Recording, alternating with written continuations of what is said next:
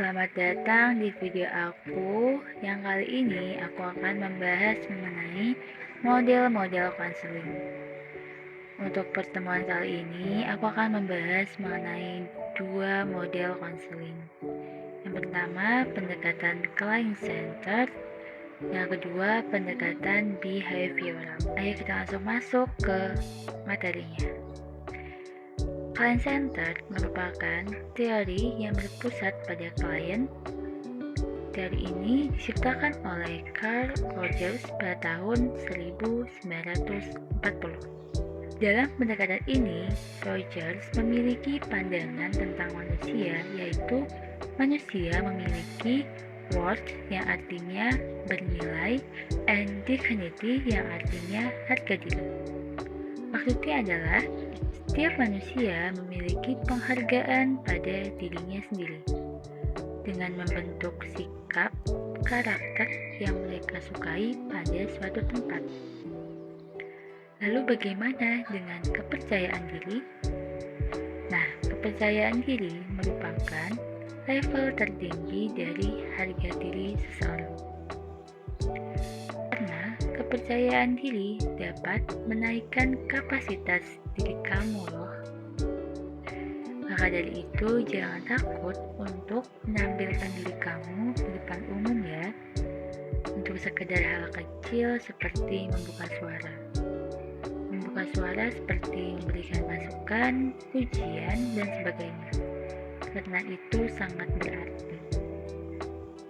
Rogers pun percaya bahwa setiap manusia dapat memilih nilainya sendiri di masyarakat, serta dapat belajar untuk bertanggung jawab secara konstruktif.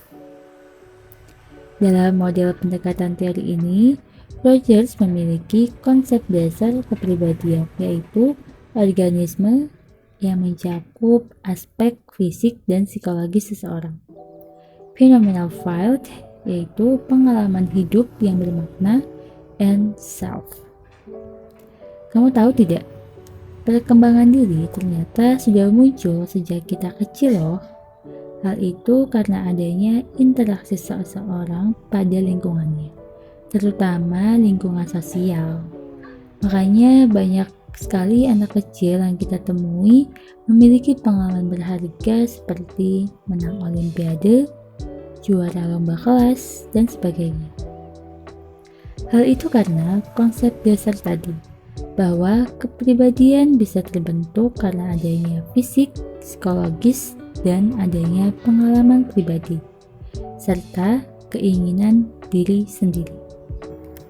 Dalam teori konseling, untuk menerapkan pendekatan teori client-centered, konselor harus melakukan yang pertama, acceptance, yang artinya penerimaan konselor terhadap klien secara netral tanpa memperhatikan masa lalunya.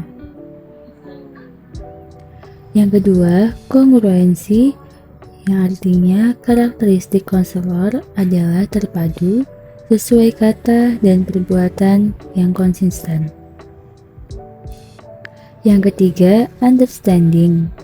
Artinya, konselor harus dapat secara akurat dan memahami secara empati dunia klien.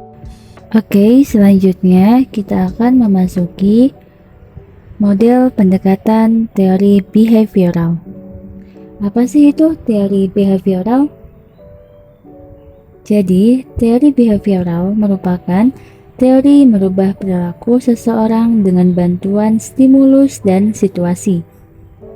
Teori ini diciptakan bersama-sama oleh 3 orang ahli, yaitu Pavlov, Skinner, dan Johann B. Watson pada tahun 1950-an. Pada bab ini kita akan membahas teori perilaku.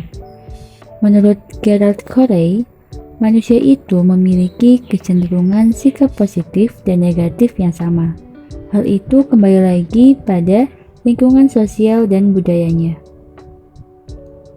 Nah, kalau kita membahas mengenai budaya, itu sangat sensitif ya, karena ada beberapa kelompok yang berpandangan bahwa misalkan budaya A salah dan tidak sesuai dengan norma masyarakat, maka pelaku budaya tersebut akan dianggap berperilaku negatif.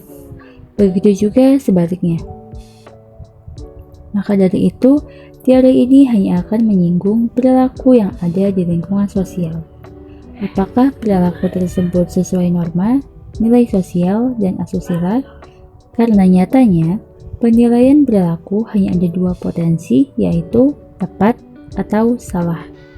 Tepat berarti sesuai dengan norma, dan salah berarti melanggar dan tidak wajar.